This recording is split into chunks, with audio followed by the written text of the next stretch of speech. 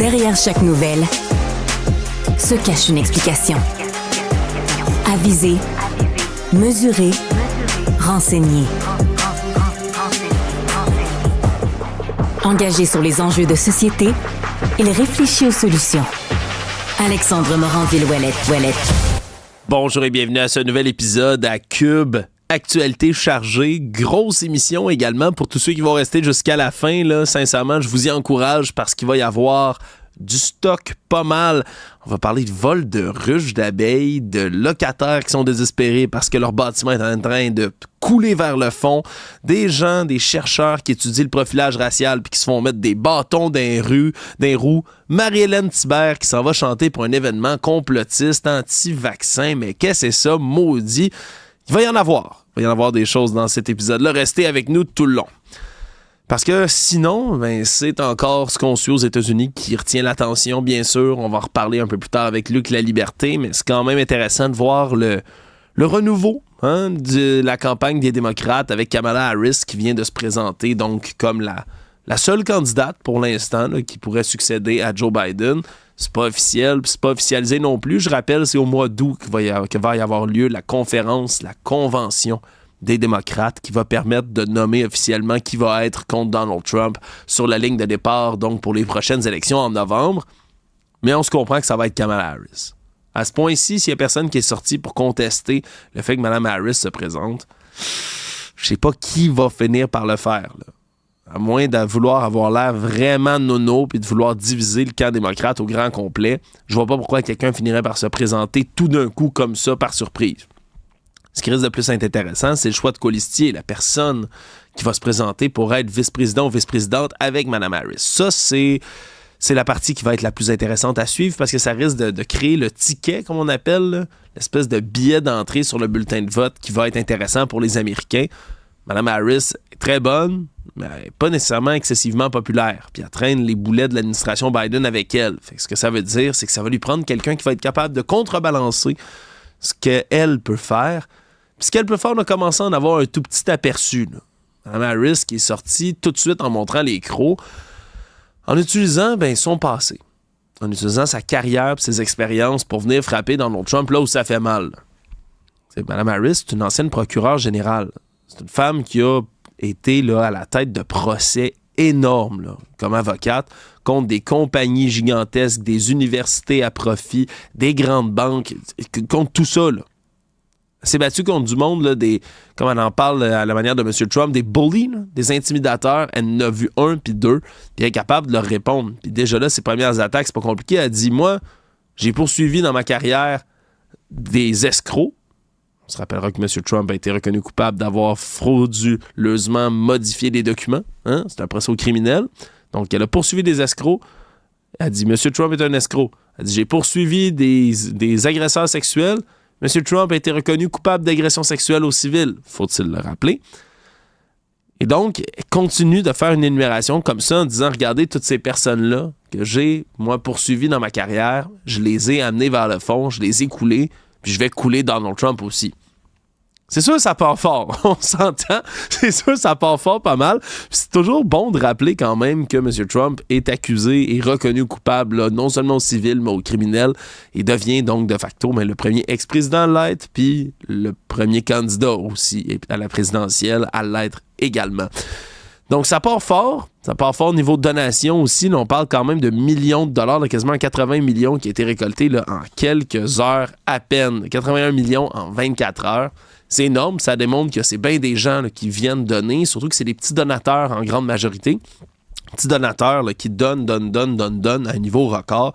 Des gens comme vous et moi qui ont décidé de la supporter puis qui se disent « OK, si c'est elle puis pas Joe Biden, l'ancestral, on va le dire comme ça poliment, ben oui, on veut que les démocrates y aillent, puis on veut vous donner notre argent. » Donc, ça commence fort. Puis du côté républicain, c'est là que c'est intéressant.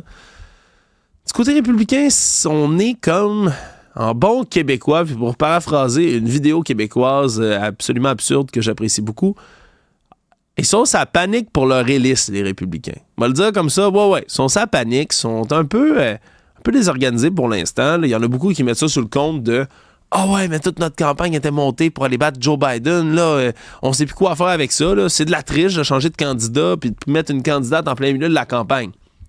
Non, on va corriger quelque chose tout de suite. Là. Si les républicains ont été trop nono pour voir venir le fait que Joe Biden allait finir par se retirer face à la pression qu'ils ont eux-mêmes mis là, avec le reste des démocrates sur lui, ben je veux dire, ils n'ont pas beaucoup de vision politique. Là. C'était quand même assez lisible dans le ciel que Joe Biden allait finir par s'en aller dans la dernière semaine. Là. Alors après ça, ben c'est quoi qui leur fait peur tant que ça, si ça c'était prévisible? Ben c'est parce qu'ils veulent pas affronter quelqu'un d'autre que Joe Biden. Donald Trump était bien content là, qu'il y ait quelqu'un d'encore plus vieux que lui, puis qui paraissait bien plus sénile, bien plus perdu, qui se trompe encore plus d'un nom que lui, parce que M. Trump le fait beaucoup aussi. Mais ça lui plaisait, ça. Il faisait quelqu'un d'autre à qui comparer. Je veux dire, si tu compares au pire, ben t'as toujours l'air du meilleur. Joe Biden s'en va, Kamala Harris arrive, beaucoup plus jeune. Déjà là, ça démontre, si on veut, ça donne l'impression que Donald Trump est super vieux. Là. Puis chaque fois qu'il va se tromper, on peut croire que les démocrates vont le pointer du doigt aussi. Un jeu qui se joue à deux. Ils l'ont beaucoup fait pour Joe Biden. Ça peut se faire aussi pour M. Trump. Puis juste de voir les réponses de Donald Trump sur le web, tout ce qui truth, j'allais dire tweet, mais qui truth sur son réseau à lui, Truth Social, constamment, sans cesse, là, depuis quelques jours. Mais ça démontre à quel point il a peur, je pense, d'affronter Kamala Harris. Surtout en débat. Là. Imaginez à quoi ça va ressembler différemment là, de voir Mme Harris énergique, jeune, une redoutable débattrice face à Donald Trump qui va répéter la même cassette, puis la même cassette, puis la même cassette, puis la même cassette qu'on a entendu 102 000 fois encore sur la scène. Et là, ça risque d'être intéressant, puis pas mal plus intéressant puis important pour les démocrates que le dernier débat, on se comprend, où Joe Biden a eu l'air là, d'une vieille momie en train de s'effondrer, malheureusement. Ça va être intéressant, le reste de cette campagne-là, sincèrement. Surtout que pour les républicains, on pensait que le choix du colistier de M. Trump, là, ça, c'était affaire béton, c'était super bien organisé.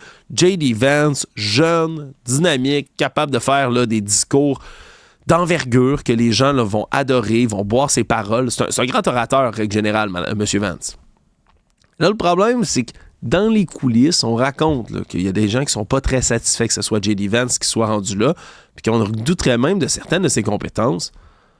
Puis je veux dire, à force de verser là, dans les méga clichés là, de discours républicains en ce moment, de tout est catastrophique, les woke sont partout, les méchants de la gauche veulent transformer le pays en pays de communistes.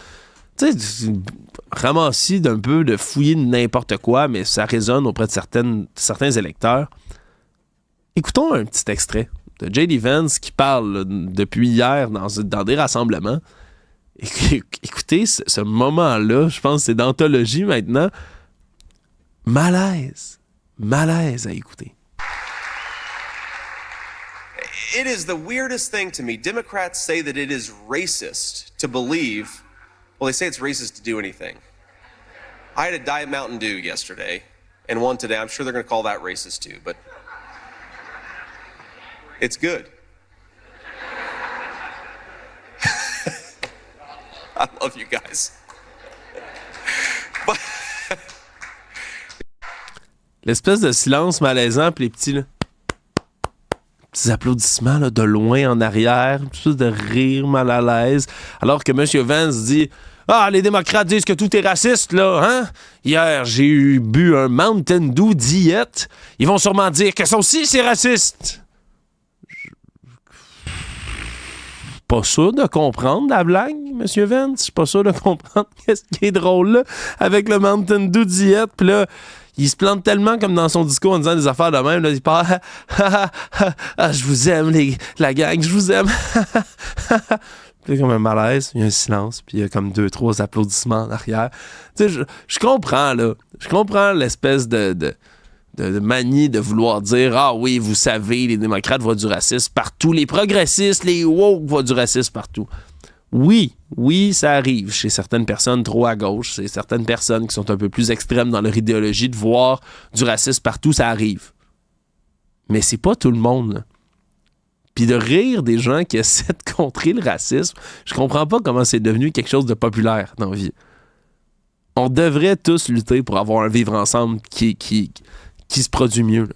On devrait tous lutter pour avoir une meilleure cohabitation, une meilleure coexistence, puis surtout un respect l'un pour l'autre. tous les êtres humains ensemble. Je vois pas qu'est-ce qui est drôle de dire qu'il y a des gens qui voient du racisme partout. Vraiment étrange comme intervention de M. Vance. Ah, ça promet, cette campagne électorale-là. Bienvenue tous ce matin à Cube.